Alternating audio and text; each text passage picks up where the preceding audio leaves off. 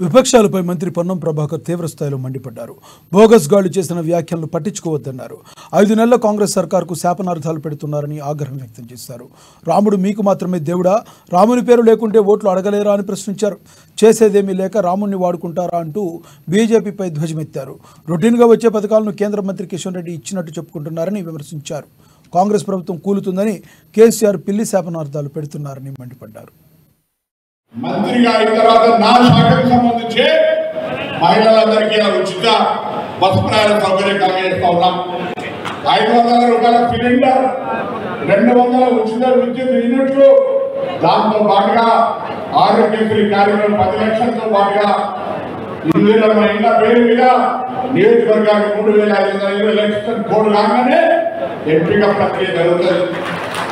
దాంతో పాటుగా ఊళ్ళో ఉన్న వాళ్ళందరూ కూడా అర్హులైన రేషన్ కార్డులు ఇవ్వబడతాయి. ఇది కాంగ్రెస్ పార్టీ ధైర్యంగా చెప్పుకోలేదు. ఇప్పటికి చేసినాయి. రేపు మొన్న ముఖ్యమంత్రి గారు చెప్పారు, ఆగస్టులో ప్రభుత్వం అధికారంలో వచ్చిన మనం 4 నెలలుగానే ఎన్నికల కోడ్ వచ్చింది. అయిన తర్వాత చాలా మంది రకరకాలుగా మాట్లాడుతూ ఉన్నారు. ఏమైంది రైతు రుణమాఫీ, ఏమైంది బోనస్ ధర అని అడుగుతా ఉన్నారు.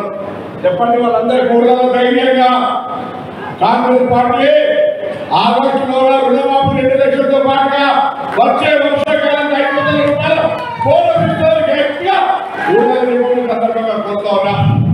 అంతేకాదు, మీ అందరికి తెలుసు, మంత్రిగా అయిన తర్వాత నా శాఖకు సంబంధించి మహిళల